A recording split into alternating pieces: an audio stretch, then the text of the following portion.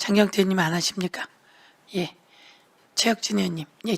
토론해 주시고 전현희 의원님 안 하십니까? 네. 예, 최혁진 의원님 토론해 주십시오. 법무부 장관님, 예. 이번에 이제 국조특위에서 남욱 변호사가 증언해서 다시 이제 조명되고 있는 것 같은데요. 윤석열 아버지 윤기준 교수 집 네. 예전에 김만배 대장동의 김만배의 누나가 이제 인수한 건 관련해서 당시에도 말이 많지 않았습니까? 예, 그렇습니다. 그때는 뭐 이제 일부 언론에서는 우연 아니냐, 이제 검찰 쪽 입장도 그랬던 것 같아요. 근데 여러 가지 의혹들이 여러 채널을 통해서 당시에도 있었습니다. 이거 네. 우연이라고 보기가 참 힘들다. 예, 그렇습니다. 그래서 어찌 보면 당시에 보게 되면 그 대장동 대출 브로커였던 조우영 씨가 2011년에 부산저축은행 비리 사건 무마를 해준 게 윤석열과 박영수였고 그 대가로 이런 거래가 이루어졌던 거 아니냐, 이런 의혹서부터 많은 것들이 이야기가 있었음에도 검찰은 그 부분은 다 무시하고 오직 대장동 사건은 이재명 대통령만을 표적으로 해서 달려갔었습니다. 근데 이제 국조특위에서 이게 나왔던 거잖아요. 네.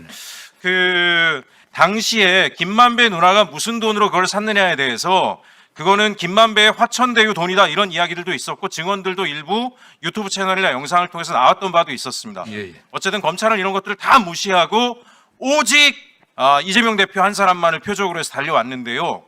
제가 작년엔가 이 사건 관련해서 계속 저도 들여다보다가 그때 의혹의 하나로 또 봤던 것 중에 하나가, 제가 이 집 등기부 등본을 봤어요, 띄어서. 등기부 등본이 어떻게 되어 있냐면 여기 몰수 보전이 되어 있습니다. 몰수 보전이 범죄 수익이라는 거로 해서 법원이 몰수 보전이 되어 있어요. 그러면 이거는 대장동 자금이다라고 법원이 본 게 아닌가라는 의심이 들었고, 그러면 결국 이 돈이 김만배 누나의 개인적인 돈이 아니라 대장동 화천대유의 돈이 김만배 누나를 통해서 건너갔다라고 하는 것이 되는 것이고, 윤석열이 대장동 사건에 깊숙하게 연루돼 있다라고 하는 하나의 증거가 되는 것인데, 이런 것들이 왜 검찰이 모를 리가 없었는데 다 무시하고 이렇게 진행돼 왔을까? 그런 차에 마침 지금 남욱 변호사가 박영수가 다리를 놔서 거래가 이루어진 거다라고 하는 이야기가 나오지 않았습니까? 그래서 장관이 오늘 마침 이제 부패재산 몰수부터 해서 여러 가지 법안들이 되는데, 저는 이 사건을 다시 들여다봐야 된다는 생각을 합니다. 그래서 2019년에 윤석열 아버지 윤기준 교수 집 거래뿐만이 아니라 당시에 이미 어떤 말까지 있었냐면, 대장동의 그분은 이재명 대통령이 아니라 윤석열이다라고 하는 이야기가 공공연히 나왔음에도 불구하고 검찰은 전혀 이것을 지켜보거나 바라보지 않았다. 저는 만약에 이 조사 과정에서 대장동 수사팀이 이런 여러 가지 의혹의 정황들을 발견했음에도 불구하고 윤석열과 관련된 것들은 전부 다 발라내고 오히려 이재명 대표를 엮으려고 왜곡 조작했다라면 이 범죄는 정말 가중처벌돼야 될 정도로 심각한 범죄다라고 생각을 합니다. 그래서 장관님, 이 부분에 대해서 어제 남욱 변호사의 증언까지 나왔으니 다시 한번 좀 법무부 차원에서도 이 사건 전체를 다시 한번 들여다봐야 되지 않을까 생각하는데 어떻게 생각하십니까? 예, 뭐 의원님 지적이 충분히 뭐 합리적으로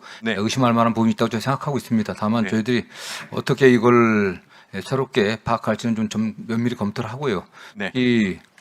저도 뭐 관련된 사건은 그 당시 기록들을 많이 봤습니다. 그 당시 사실 네. 의심스러웠던 점들이 있었던 거고, 특히 이번에 남욱 변호사의 진술과 관련해서는 저희들이 면밀히 다시 볼 수 있는 그 방법을 좀 찾아보도록 하겠습니다. 알겠습니다. 법원행정처장님, 네. 제가 최근에 이제 법 개정안을 2개를 냈어요. 법원조직법 개정안하고 헌법재판소법 개정안을 냈는데, 내용은 뭐냐면 지금 헌법재판관, 대법관, 특정 학교 출신이 2분의 1을 넘지 못하도록 법령에 정하는 법안을 냈습니다. 근데 제가 이걸 왜 냈냐면 헌법재판관님들 9분을 보니까 9분이 전부 다 서울대 출신이고 그중에 8분인가가 아마 서울법대인 것 같더라고요. 그 다음에 지금 대법관님들 같은 경우에 13분 중에 12분이 서울법대 출신이에요.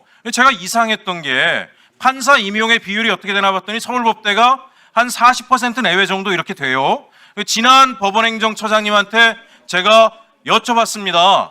임용되는 판사가 출신 학교에 따라서 능력치의 차이가 많이 나냐? 그랬더니 당시 법원행정처장님 능력치의 차이가 없고 모든 판사는 양심과 법률에 따라서 공정하게 국민을 위해서 재판을 한다고 답변을 했어요. 근데 왜 꼭대기에는 특정 학교만 가 있는지 전 도무지 이해가 안 가서 왜 이런 일이 벌어지는지, 이것도 김만배 누나가 집을 사는 것처럼 우연의 우연인 건지, 제가 법원행정처장님 오늘 이제 이 질문은 새로 오셨으니까 다시 물어봅니다. 도대체 판사들은 여러 대학에서 골고루 나오고 있는데 왜 헌법재판관과 대법관은 특정 대학 출신들이 다 하고 있는 이유가 뭐냐? 판사를 하다 보니까 특정 대학 출신들이 역량이 아주 탁월한가요? 이유가 뭡니까? 그 얘기를 좀 듣고 싶습니다. 네, 그 이유에 관해서 뭐 말씀드리기는 어렵습니다만은 그 헌법재판소 재판관은 차치하더라도 대법원에 구성된 대법관의 구성은 다양화해야 된다라는 사회적 요구가 목소리가 크다는 것은 잘 알고 있습니다. 그럼 그에 대한 조치를 하시겠습니까? 제가 그걸 법 개정안에 대해서도 긍정적으로 바라보시겠습니까? 그 법안을 아직은 살펴보지 못했는데요. 그런 사회적 요구를 잘 알고 있으니까 그러한 관점에서 보도록 하겠습니다. 수고하셨습니다. 다음은 김용민 간사님 토론해 주십시오.